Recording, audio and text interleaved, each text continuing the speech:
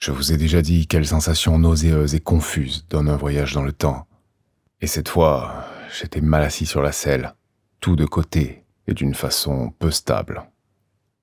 Pendant un temps indéfini, je me cramponnais à la machine qui oscillait et vibrait, sans me soucier de savoir où j'allais, et, quand je me décidai à regarder les cadrans, je fus stupéfait de voir où j'étais arrivé.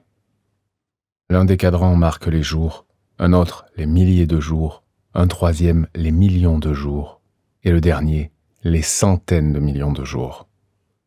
Au lieu d'avoir placé les leviers sur la marche arrière, je les avais mis sur la marche avant, et quand je jetai les yeux sur les indicateurs, je vis que les aiguilles des milles tournaient vers le futur, aussi vite que l'aiguille des secondes d'une montre. Pendant ce temps, un changement particulier se produisit dans l'apparence des choses. Le tremblotement gris qui m'entourait était devenu plus sombre. Alors, bien que la machine fût encore lancée à une prodigieuse vitesse, le clignotement rapide qui marquait la succession du jour et de la nuit et indiquait habituellement un ralentissement d'allure revint d'une façon de plus en plus marquée. Tout d'abord, cela m'embarrassa fort. Les alternatives de jour et de nuit devinrent de plus en plus lentes, de même que le passage du soleil à travers le ciel, si bien qu'ils semblèrent s'étendre pendant des siècles. À la fin, un crépuscule continuel enveloppa la Terre, un crépuscule que rompait seulement de temps en temps le flamboiement d'une comète dans le ciel ténébreux. La bande de lumière qui avait indiqué le soleil s'était depuis longtemps éteinte, car le soleil ne se couchait plus. Il se levait et s'abaissait seulement quelque peu à l'ouest, et il était devenu plus large et plus rouge. Tout vestige de lune avait disparu. Les révolutions des étoiles, de plus en plus lentes, avaient fait place à des points lumineux qui avançaient presque imperceptiblement. Enfin, un peu avant que je ne fisse halte, le soleil rouge et très large s'arrêta, immobile, à l'horizon, vaste dôme brillant d'un éclat terni et subissant parfois une extinction momentanée. Une fois pourtant, il s'était pendant un peu de temps ranimé et avait brillé avec plus d'éclat, mais pour rapidement reprendre son rouge lugubre. Par son ralentissement de son lever et de son coucher, je me rendis compte que l'œuvre des marées régulières était achevée. La Terre maintenant se reposait, une de ses faces continuellement tournée vers le soleil, de même qu'à notre époque, la Lune présente toujours la même face à la Terre. Avec de grandes précautions, car je me rappelais ma précédente chute, je commençai à renverser la marche. De plus en plus lentement tournèrent les aiguilles, jusqu'à ce que celle des milliers se fût arrêtée et que celle des jours eût cessé d'être un simple nuage sur son cadran. Toujours plus lentement, jusqu'à ce que les contours vagues d'une grève désolée fussent devenus visibles. Je m'arrêtai tout doucement et, restant assis sur la machine, je promenais mes regards autour de moi. Le ciel n'était plus bleu. Vers le nord-est, il était d'un noir d'encre, et dans ces ténèbres brillaient vivement et continuellement de pâles étoiles. Au-dessus de moi, le ciel était sans astre et d'un ocre rouge profond. Vers le sud-est, il devenait brillant jusqu'à l'écarlate vif, là où l'horizon coupait le disque du soleil rouge et immobile. Les rochers, autour de moi, étaient d'une âpre couleur rougeâtre, et tout ce que je pus d'abord voir de vestiges de vie fut la végétation d'un vert intense qui recouvrait chaque flanc de rocher du côté sud-est. C'était ce vert opulent qu'ont quelquefois les mousses des forêts ou les lichens dans les caves, et les plantes qui, comme celle-là, croissent dans un perpétuel crépuscule. La machine s'était arrêtée sur une grève en pente. La mer s'étendait vers le sud-ouest et s'élevait nette et brillante à l'horizon, contre le ciel blême. Il n'y avait ni vagues, ni écueils, ni brise. Seule une légère et huileuse ondulation s'élevait et s'abaissait pour montrer que la mer éternelle s'agitait encore et vivait. Et sur le rivage, où l'eau parfois se brisait, était une épaisse incrustation de sel, rose sous le ciel livide. Je me sentais la tête oppressée et je remarquai que je respirais très vite. Cette sensation me rappela mon unique expérience d'ascension dans les montagnes, et je jugeai par là que l'air devait s'être considérablement raréfié. Très loin, au-dessus de la plaine désolée, j'entendis un cri discordant, et je vis une chose semblable à un immense papillon blanc s'envoler, voltiger dans le ciel, et, planant, disparaître derrière quelques monticules peu élevés. Ce cri fut si lugubre que je frissonnai et m'installai plus solidement sur la selle. En portant de nouveau mes regards autour de moi, je vis que, tout près, ce que j'avais pris pour une masse rougeâtre de roches s'avançait lentement vers moi. Je vis alors que c'était en réalité une sorte de crabe monstrueux.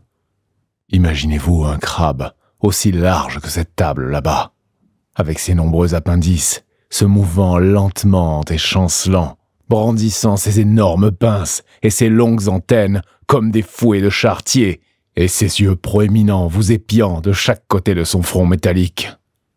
Sa carapace était rugueuse et ornée de bosses tumultueuses, et des incrustations verdâtres la pustulaient ici et là. Je voyais, pendant qu'il avançait, les nombreuses palpes de sa bouche compliquée s'agiter et sentir.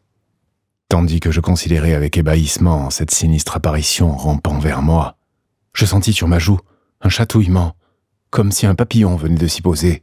J'essayai de le chasser avec ma main, mais il revint aussitôt, et, presque immédiatement, un autre vint se poser près de mon oreille. J'y portai vivement la main et attrapai une sorte de filament qui me glissa rapidement entre les doigts.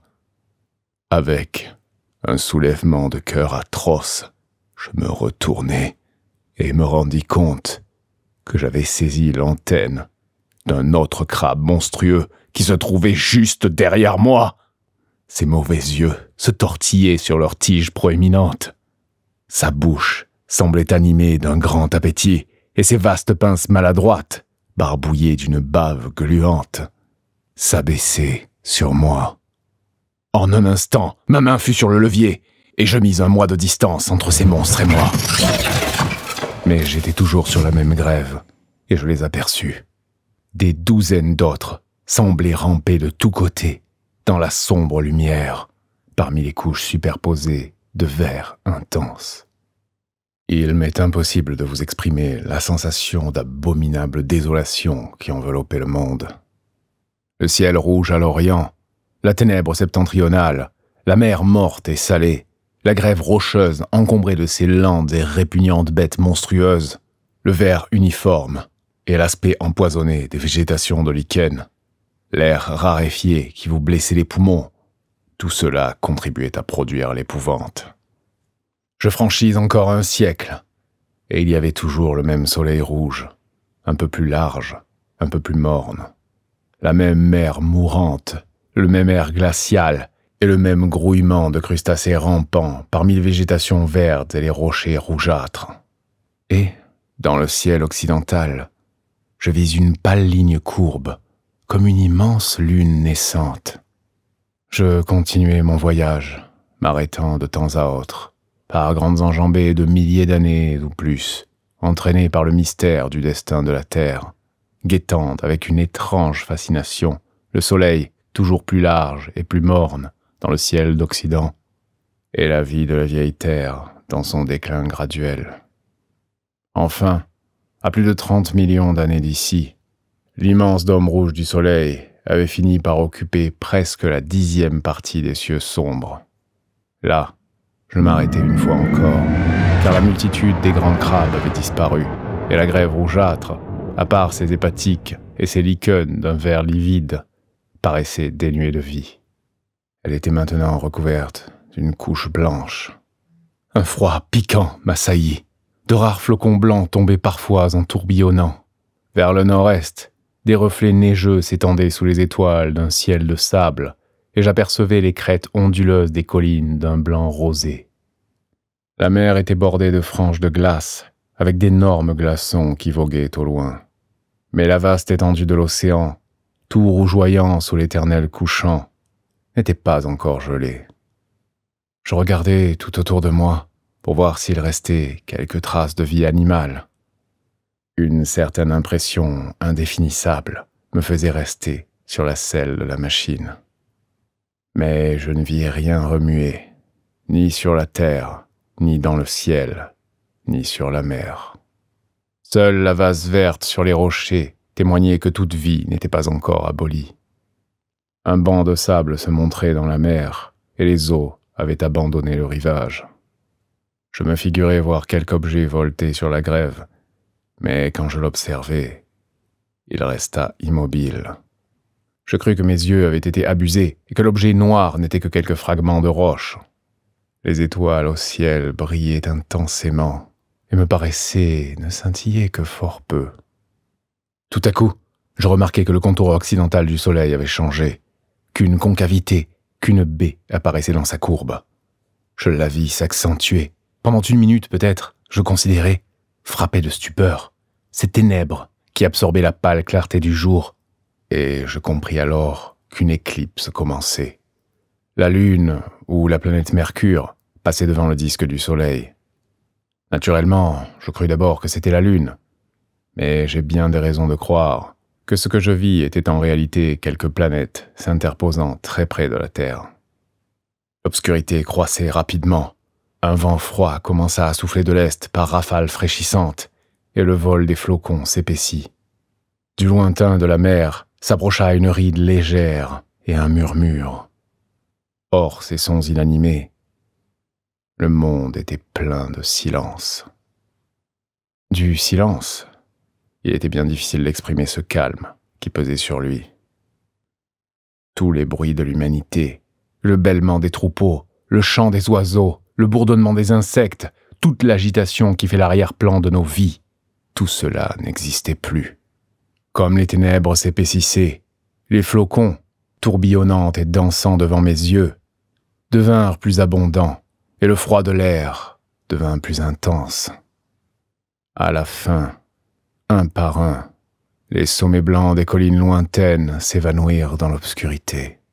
La brise se changea en un vent gémissant. Je vis l'ombre centrale de l'éclipse s'étendre vers moi. En un autre instant, seules les pâles étoiles furent visibles. Tout le reste fut plongé dans la plus grande obscurité. Le ciel devint absolument noir. Une horreur me prit de ces grandes ténèbres.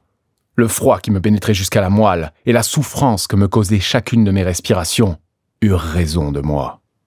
Je frissonnai et une nausée mortelle m'envahit.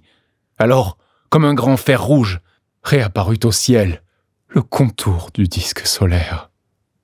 Je descendis de la machine pour reprendre mes sens, car je me sentais engourdi et incapable d'affronter le retour.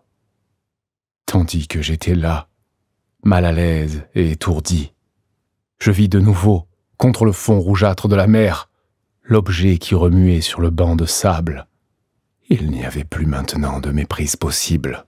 C'était bien quelque chose d'animé, une chose ronde, de la grosseur d'un ballon de football à peu près, et peut-être un peu plus gros, avec des tentacules traînant par derrière, qui paraissaient noirs contre le bouillonnement rouge-sang de la mer, et sautillaient gauchement, de ci, de là. À ce moment, je me sentis presque défaillir. Mais la peur terrible de rester privé de secours dans ce crépuscule reculé et épouvantable me donna des forces suffisantes pour regrimper sur la selle.